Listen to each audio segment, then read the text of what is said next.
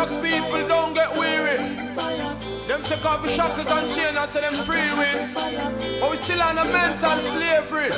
Wanna sing with the Star Trail posse, my lord. Fire pan rum, people call. Shalom in the name of Yeshua HaMashiach.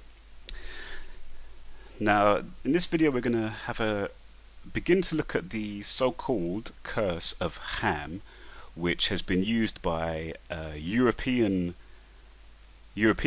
to justify racist views and oppression of African people, so-called black people.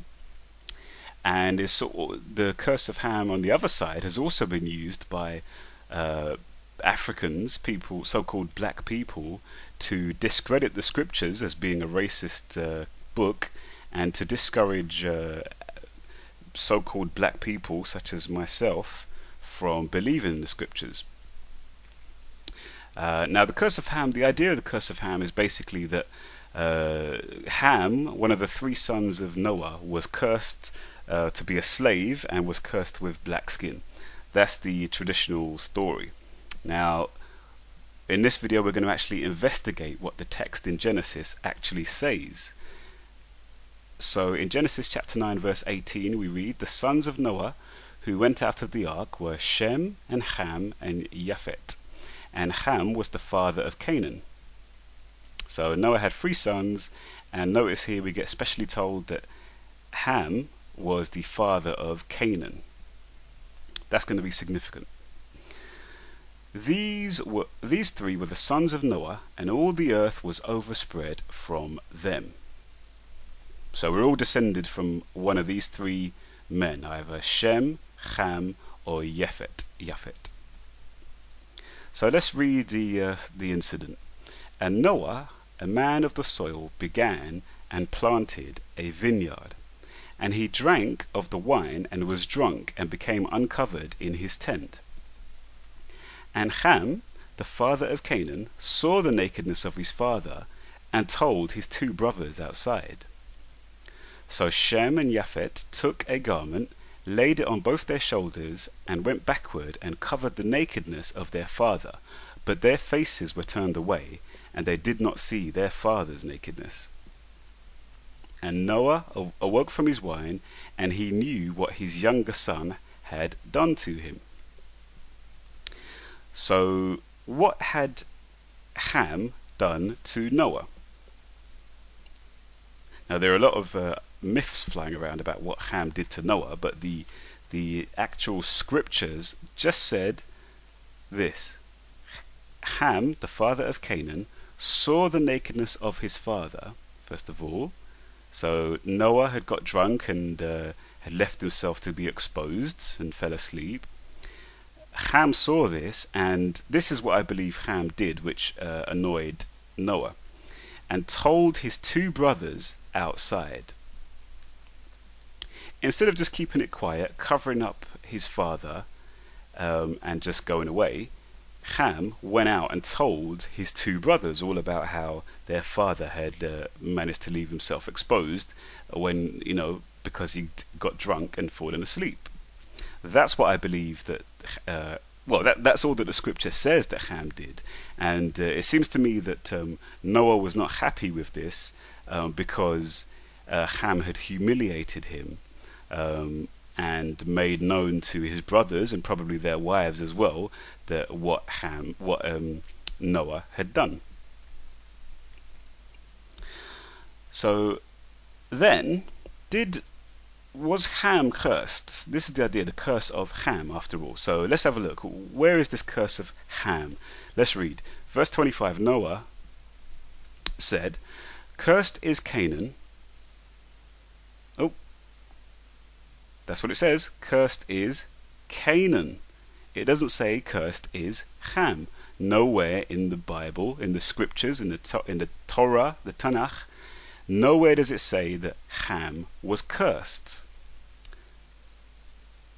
Alright, so the idea of a curse on Ham, or the curse of Ham, is a myth, because the scripture does not say that Ham was cursed. It says cursed is Canaan. Now Canaan is the youngest son of Ham. Now I believe that basically what Noah is doing here, Noah is revealing some things about Canaan in response to what Canaan's father did. And I think basically Noah's thought process, he's thinking, look, my son Ham has humiliated me. So what I'm going to do, I'm going to choose this moment right now to let Ham and the others know what is going to come to pass concerning Ham's youngest son, Canaan. This is not so much a curse placed on Canaan as a statement of fact. It's almost like a prophecy. Noah is making known what is going to come to pass concerning Canaan and his descendants, the Canaanites. Now there are three things that are spoken concerning Canaan, all of which did indeed come to pass. The first thing, so he says, cursed is Ham, let him become a servant to his brothers. Who are Canaan's brothers, or who are Canaan's brothers? Well, if we go to the next chapter, Genesis chapter 10, verse 6, we find out the sons of Ham were Cush and Mizraim and Put and Canaan. So see, Canaan had three older brothers, Cush, Mizraim and Put.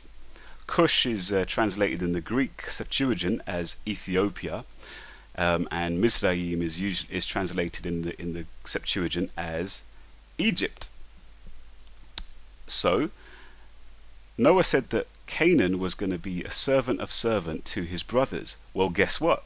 Canaan did indeed become a servant of Mizraim, of Egypt, because the Egyptians dominated the Canaanites for many, many centuries.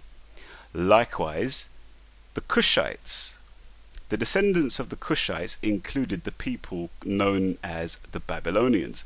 The Babylonians were Cushites, descendants of the oldest son of Ham, and the Cushite Babylonians did indeed dominate the Canaanites, and so the Canaanites became servants of both the descendants of Cush and the descendants of Mizraim. So that statement of fact came to pass concerning Canaan being a servant to his brothers. Now the second thing that Noah says is, blessed be Yahweh, the Elohim of Shem, and let Canaan become his, that's Shem's, servant. Now, the descendants of Shem include the Israelites, include the Ammonites, include the Moabites. And all three of those people, particularly the Israelites, dominated the Canaanites. And so the Canaanites did indeed become servant of Shem through the descendants of Shem. The descendants of Canaan became servants of the descendants of Shem. And finally, Noah said, let Elohim enlarge Japhet, and let him dwell in the tents of Shem, and let Canaan become his servant again. Well, guess what? This also came to pass. Japhet is the ancestor of the Europeans, we'd call them.